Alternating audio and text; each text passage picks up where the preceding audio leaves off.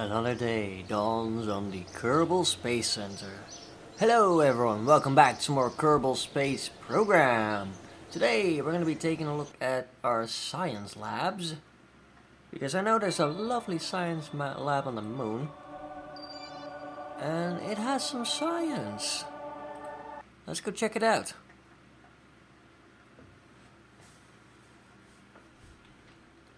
Loading, okay, there we go, it's the middle of the bloody night here. We have 163 science sitting idle.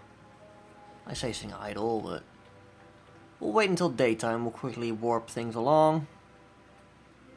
Hope that it doesn't run out of electric charge. Right, there we go. 164 now, we'll start transmitting that. Because we could use it at base. You know, we could use it at home. Science is pretty good. I like science.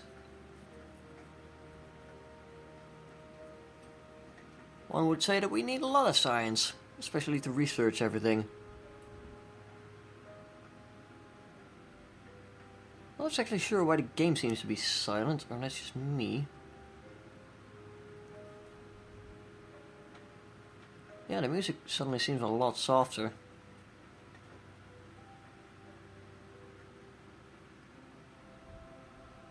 Might have just been my headphones, I guess. Right, well. That is 160 science transferred. Let's quickly go back to the Space Center. Because we can now check out the station.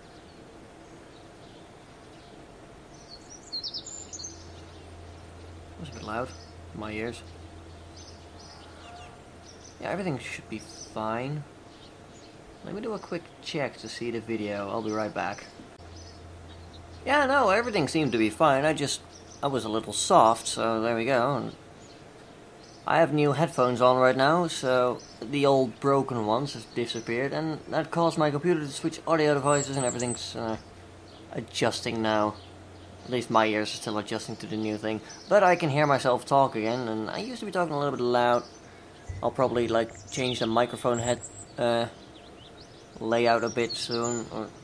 The thing is, I don't have a lot of space to toy around with right now, so it was actually sort of pretty good. And then I started hearing myself again, and I'm pretty loud, so I'm ironically enough trying to be louder now so that the microphone can pick me up properly. I'll do a quick check to see if this is working out fine. Yeah, everything seems to be going fine, so sorry about that folks. Let's get back to Kerbal spacing. We'll go and check out the low Kerbal in orbit station of Valentina. We're probably going to try and send a shuttle into space at some point because we want to have a Duna mission, of course. We'll have to send out a probe first too. That's going to be interesting. But we'll get to that stage at some point. There we go, we can hear the music. That's more like it. 48 science, we might as well transmit it. We are about to leave the sunny side, but we should still get enough electric charge to keep going throughout the night. It'll be fine, nothing to worry about. And that is another 48 science added to the query, excellent. We're still using power, annoyingly enough.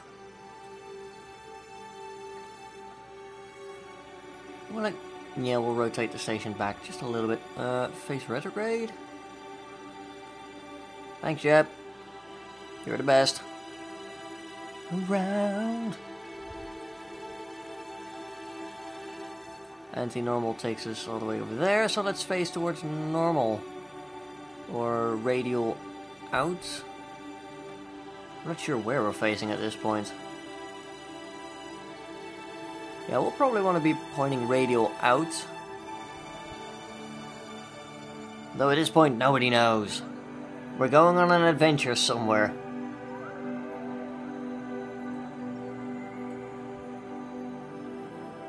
Okay, so, turns out this was not the way we wanted to be pointing. Quick, we'll go to the Space Center and pretend nothing is happening. Excellent, that's how we roll. Right, so let's check the research and development. Ooh, we have 371 science. We can go for high altitude flying, which gets us the Mark II rocket fuel fuselage, liquid fuel fuselage. These are like the longer ones. monopropellant, diverterless supersonic intake.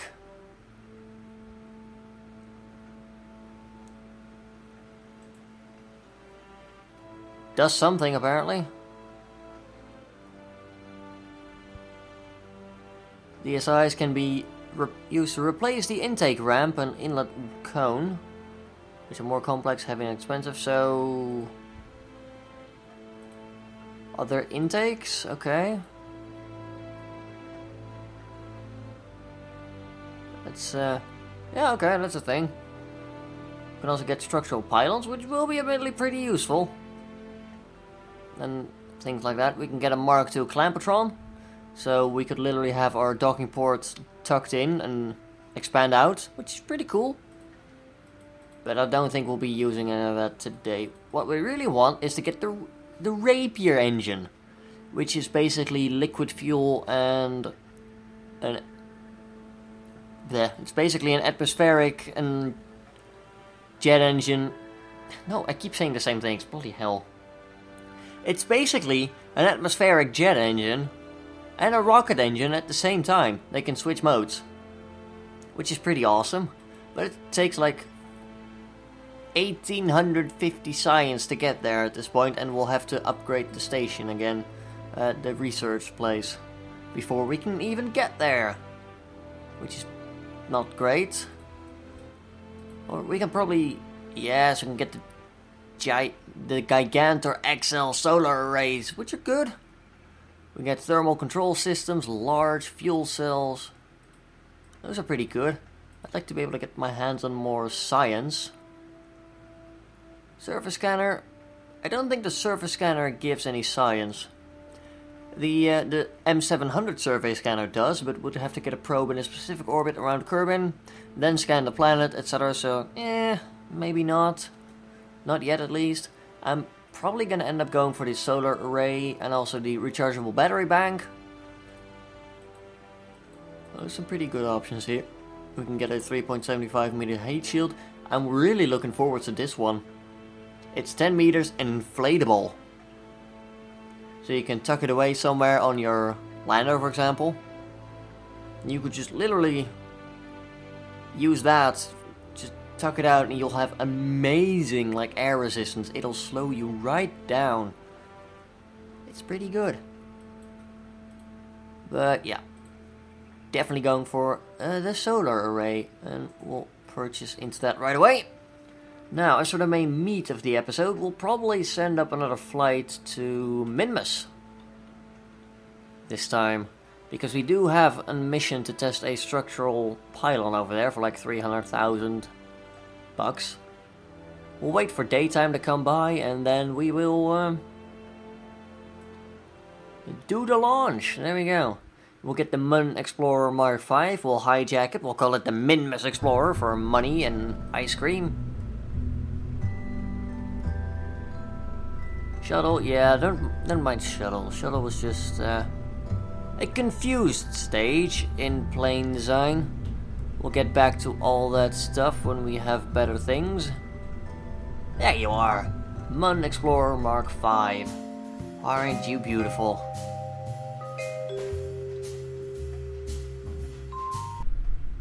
Right. Oh, yeah.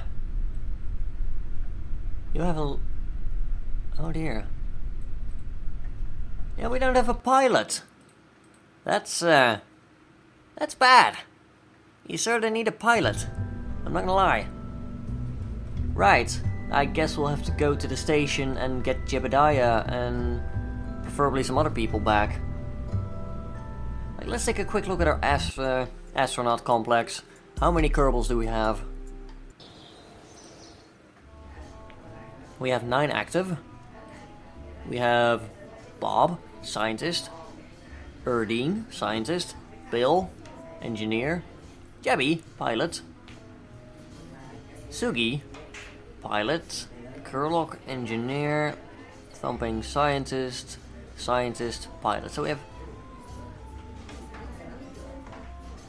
Oh, Lanfred, you in a...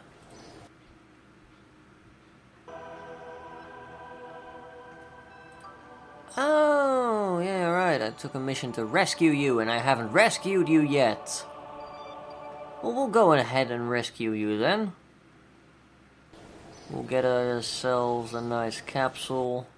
I've actually been thinking, like, we could potentially send up a thingamajig, probe, to go and help you out. You know what, let's do it. New mission. I want to get this probe to do it. I don't know why he's all the way down there. You know, we'll make it work. On that, we'll attach a capsule below, not on it. That would be silly. Let's not be silly. And we'll attach things like a parachute. That would be good. An XL parachute, because we like safety. Safety's pretty good, let's be honest. Right, next we need the battery bank. This one's pretty useful. It's like the same size. It's a 1.25 meter part. There we go. I was about to say 2.5 meter, but then I slapped myself on the face and I was like, nope, that is not how you do it. Right, next, let's get a fuel. Let's get a liquid fuel tank. The reason why will become apparent soon. Aha, we'll send up a liquid engine. It's not great at deorbiting, but it's bloody efficient. With 400 liquid fuel, we should be able to go places. Like, we only have to make like a close pass at a couple meters per second. He'll be able to match us. There we go. We'll get some thrusters on there just in case. Next, we'll be talking a second stage. Second stage, so we'll need a decoupler. Stack decoupler, there we go. We'll go to a brand adapter. Jumbo fuel tank. Just quickly check the contract so that yep, we need to recover him. So we'll do that. It'll be easy anyway. Right, next up we'll want a engine on this. Go for a skipper, because why not? That's all hooked up correctly. Let's do a quick test to see roughly how far our Delta V would get us. That's the Kerbal way, isn't it? Testing everything. That doesn't look too promising, I'm not gonna lie. Might have to add some solid rocket fuel boosters on there. Yeah, let's do that before we waste like 5 minutes testing. We'll just go for the biggest and the best, not the baddest. Although the biggest and the baddest is technically a figure of speech, so it's not wrong, but it just doesn't feel good to say.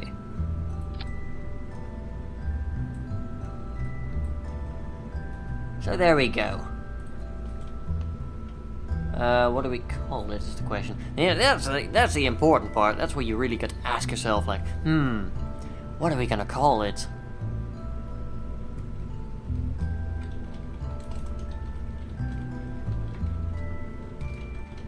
Arv. Yeah, we'll go for Arv. Sort of like a dog playing fetch. Arv, Arv. Beautiful. Werner von Kerman, you've done it again.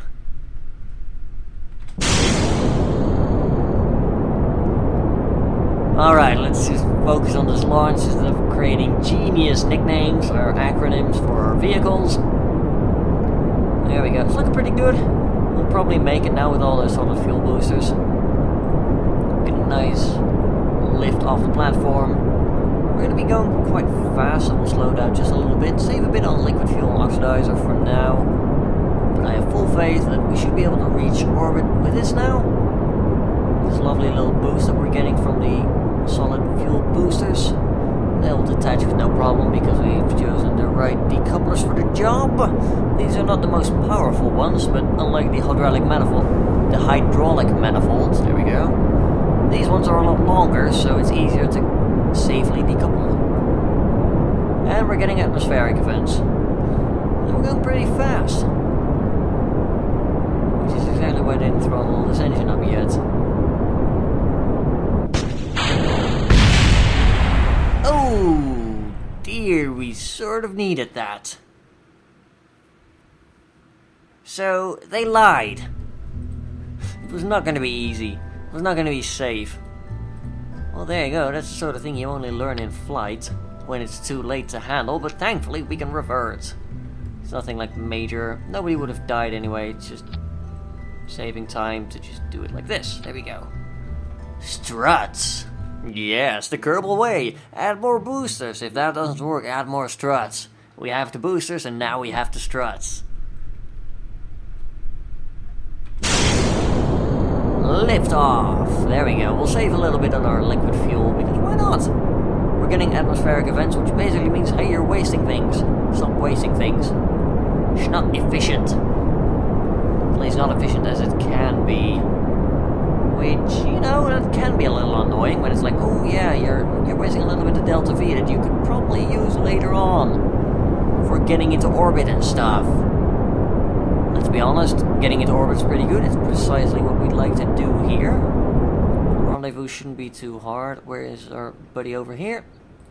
We actually launched at a pretty reasonable time, I'm not gonna lie. Looks like he might be roughly overhead when we finally get around to where we'd like to be with our lovely vehicle, our ARV. I'm not gonna let that go now, am I? It's gonna be a thing for a while. ARV, ARV. We don't have a lot of control, but that's because we're not really on the throttle. Yes, there we go. Come on, ARV. Back in the fray. You know you want to cooperate. There we go. Oh, you've got a lot of power. There's a little bit of wiggle, I think. As in, the craft is not entirely stable and is thus wiggling around. Let's go for a better circularization burn. How long will it take you to get there?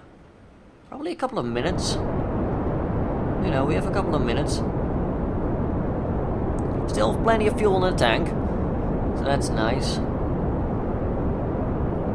No longer falling down or anything like that. We're gonna make it to space, no problem about that. We have enough liquid fuel on board and an efficient enough engine that we should be able to make it without issues. Just make sure that we get ourselves a nice high apoapsis so we can just toy around for a while. You're gonna take 5 minutes until you get to periapsis. That's gonna be more than long enough for us to get into orbit. So we'll get into a delaying burn, I suppose. Speed up time just a little bit instead of throttling up. There we go, about to reach 70k apoapsis, not periapsis. That'd be good, but you know, we'll get there in a minute. Nothing to worry about. He's going to reach that in 3 minutes. We're still fleeing away from him. Not ideal. What's apoapsis and periapsis? 92 by 78. So we've got a wide margin here, which is always nice. We'll stop at 80k for now. We still need all our fuel for circularization anyway.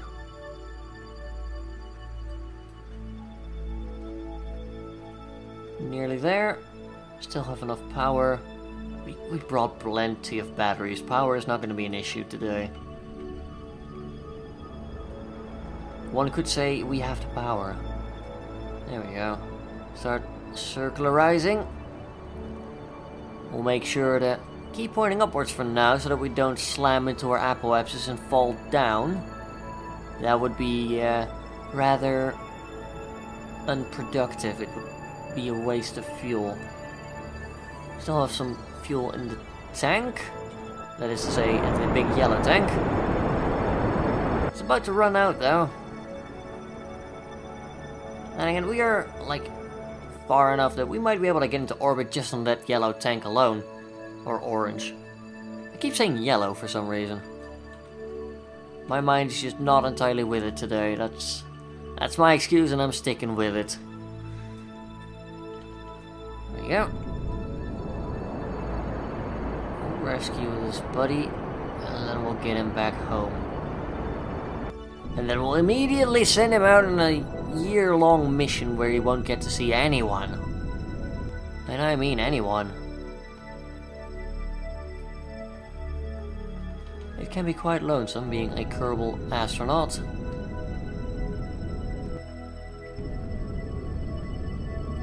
Right, there we go, we have intersects. Now we have an intercept. We have plenty of fuel left in the stage, which is excellent.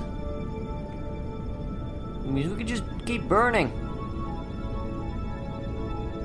Getting down to 800 kilometer separation. Nearly 600. This is going extremely well. 400. 200. Yeah, we're just killing it. This is... wow.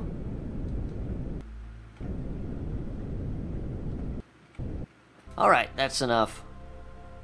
We'll do a quick save, because not that I don't have faith in my own abilities, but I don't have faith in my own abilities. There we go. 9 kilometer separation will be fine. It's not like I'm gonna make him fly 9 kilometers. We'll get the, we'll refine it a little bit. Right? Sure. Tiniest burn here will actually decrease our separation a little bit. Also decrease our speed when we get there. Arguably pretty useful. Now separation is down to 5 kilometers. We have 345 liquid oxidizer left, I was about to say. It is not liquid oxidizer, my friends. Let me tell you that. Well, that's not going to be enough to rendezvous, obviously. There they are. Or there he is, rather.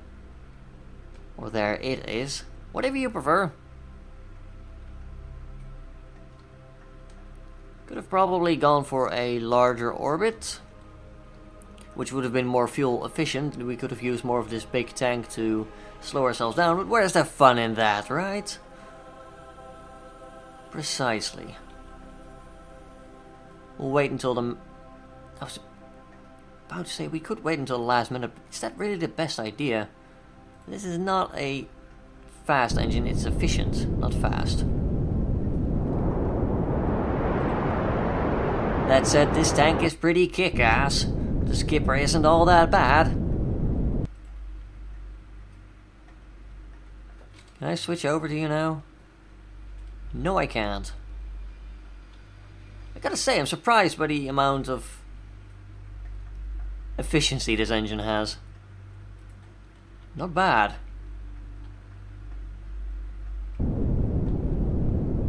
Okay, if we can burn over here, it should point the retrograde back on the pointing away from target, so we should be flying towards the target with that. You know, it's a crazy science that might just work.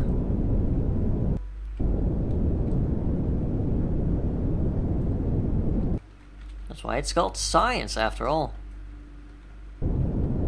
Or we can just do this, turn on our RCS, we'll burn a little bit facing our target. That's also a pretty good idea.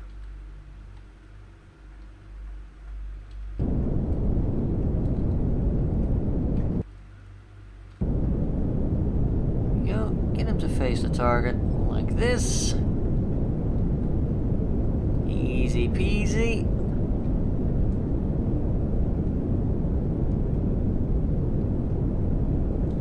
And cancel, sure. Separation should be 3 kilometers, that's not... Huh. Right, well, then we'll try something like this.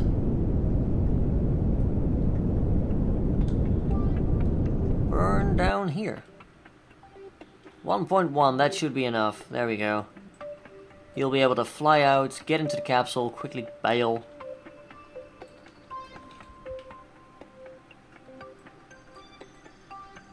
Oh, that's a cockpit, okay.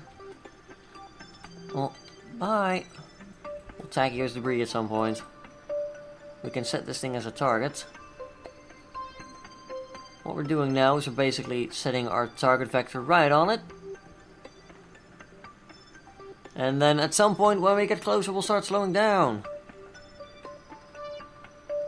There we go, we're coming towards it at 40 meters per second. Our own speed is only 7 meters per second, but because the ship is going at quite a pace. There we go. Mission progress. It's all good. Slow down at 20 meters per second. I think next episode we'll start working on a probe or something for Duna, finally. Because, if I remember correctly, yeah, 70 days until, like, the perfect transfer window. So that'll be glorious. Let's quickly get this guy inside. Oh dear, going towards it quite quickly now. There we go, slow it down a little bit. Then we can speed back up. Thankfully they have plenty of EVA propellant. Turn on the lights. Now we did remember to not put anyone in the capsule, right? I'm asking a bit late, but nope, there we go. Excellent. Surface. Oh, you don't have any experience, do you? Well, you'll get, like, experience level 1 or something. When you, deorbit. That'll be lovely. At least that should help you, like, point pro and retrograde, which in this case is enough, so that's good for us. Unfortunately, you don't have it yet, so we have to do everything ourselves. Do I have to do everything myself around here? Let me be lazy. There we go, we are assured a way off of this orbital platform that we are on. Bye.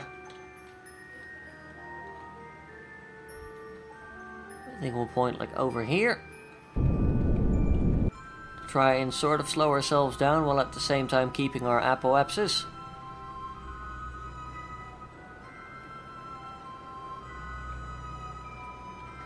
There we go.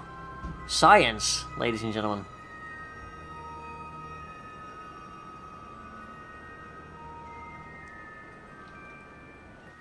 Let's wait a little bit longer until we like enter the atmosphere or something. Although having said that, it is most effective when we are actually in orbit, or at least in space. There we go. You can clearly see we would have had the Delta V to get there even if the fuel tank itself wasn't enough to get us in orbit. But thankfully it was, so we didn't have to muck about with anything. I do love some easy flights, I will say that. We're basically slowing ourselves down, preparing ourselves for re-entry.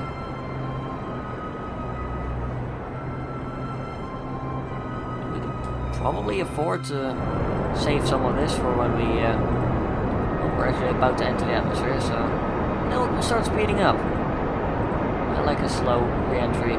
Besides, this fuel is there anyway, we're not going to get enough money for it back, so we might as well use it to make sure that he lands safely. Or at least gets into orbit safely. Gets out of orbit. I just keep saying all the wrong things today, dear lord. This must be annoying to listen to, like, oh, this guy's made a mistake again, oh no! Something to that effect, I don't know. Oh yeah, I know, I'm not exactly on point today. Can't help it. Oh, we are burning off speed like hell, look at this. We're already down to 500 meters per second. That is because we're a small ship, we are very light. This is pretty cool, not gonna lie.